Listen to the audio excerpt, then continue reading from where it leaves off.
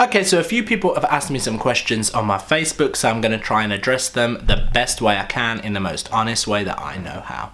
And the first question is, how do you properly apply a moisturizer? Now, I've touched on that a little bit, and what I've said is always use the fingertips. Don't use the whole hand, because what you're going to do is you're going to take half of the product off. So make sure you're pressing it into the skin. Now, you don't want to go rubbing your skin, because you're going to be actually stretching the skin over time. You imagine if you had an elastic band and you were gently doing this over a period of like a month, 2 months, 3 years, whatever, eventually it's going to stretch, and it's the same thing with your skin. So don't go in really going crazy with your moisturizer, because then you're going to end up with a face saggier than your nan's nipples. Now, another question is, how do you combat oily skin if you've tried all of the products under the sun? Now, this is going to sound like a crazy idea, but what I've found to work the best in my years of working in the industry is combat oily skin with oil. Now, that might sound mental, because you're probably thinking, why the hell would I want to put an oil on my skin if I'm trying to target oily skin? But the thing is, the skin naturally secretes natural oils, which are called sebum. Now, if you apply an oil to the skin of an evening, your skin is going to think, hang on, my skin is already oily enough, therefore I don't need to produce more natural oils. So by the time that oil is soaked into the skin when you wake up in the morning, your skin hasn't produced extra oil, and therefore your skin's going to be a lot less wet than what it was the night before.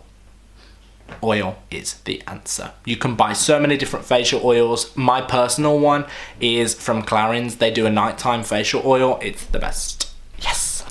So another question is about scarring on the face, or any marks that you might have from acne or anything like that that you want to get rid of.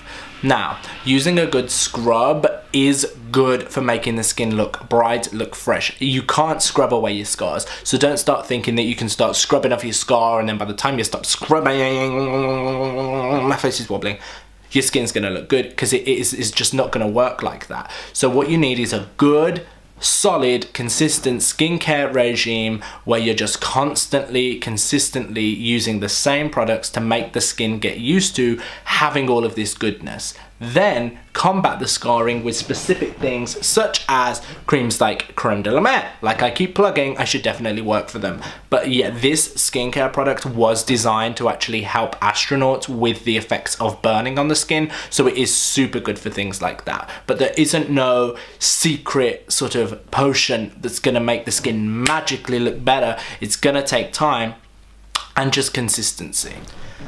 The next question comes from my beautiful friend Chanel, who asked, how important is hydration?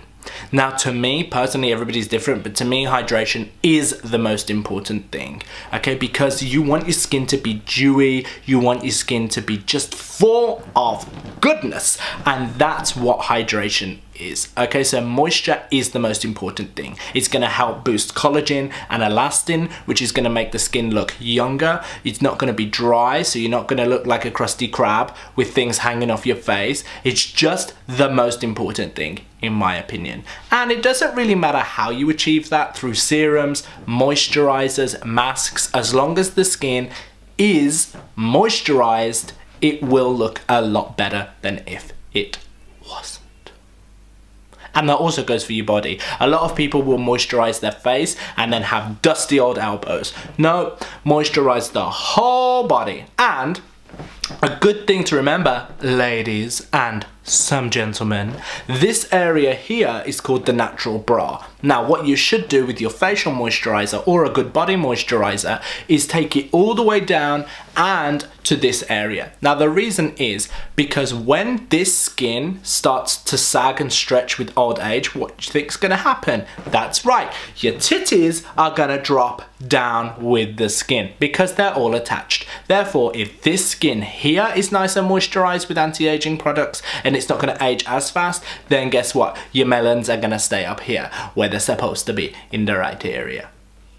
Another question is how to minimize pores. Now, my perfect answer would be to always make sure that you're closing the pores yourself naturally with cold water or ice. Now, if you can't stand putting pure ice on your face, what I like to do is wrap it in sort of like some kitchen roll or a tea towel and just pat it on the skin. Now, that cold is going to make all of the pores shrink up.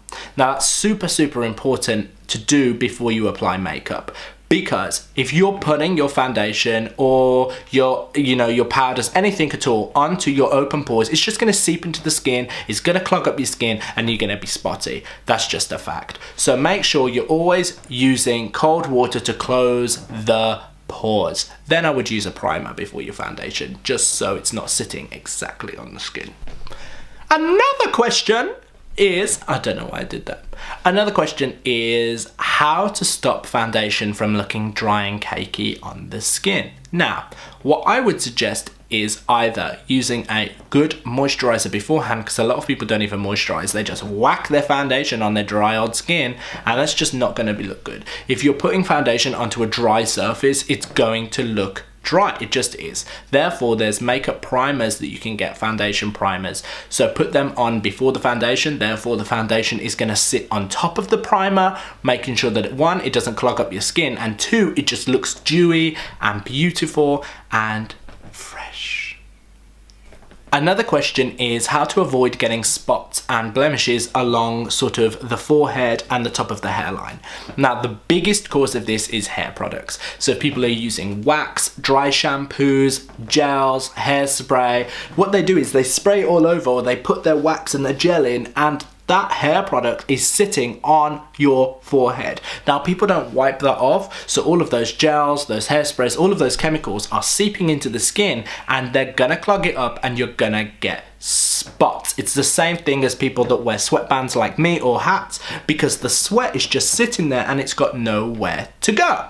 So that's what I would suggest. Wipe your face. Another question is about psoriasis or eczema and how to sort of tackle that in the best way possible.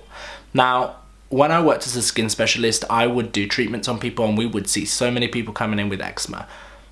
I would always try and steer them away from the sort of chemical product lines to deal with that, because to me, if your skin's super sensitive and it's going to react that way, you don't want to be then bombarding it with chemicals and just confusing and stressing the skin.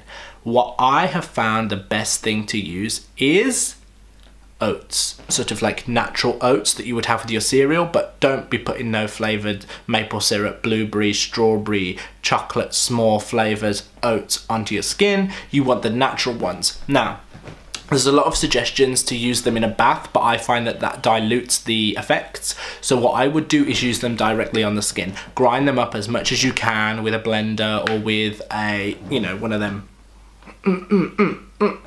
things, and make it into a powder. Then I would either mix it with a cream cleanser or mix it with soap and rub it into the skin and just leave it on, the same as elbows, knees, wherever you find it, and just let the oats soak into the skin and then wash them off. I have found in my experience of suggesting that to people that has helped the most. So hopefully that helps you, but everybody is different.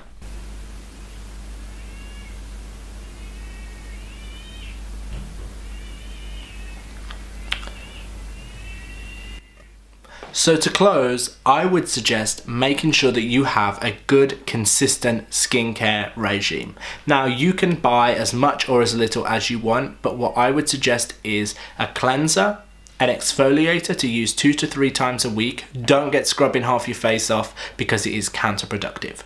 A moisturizer and a serum, and you are good to go.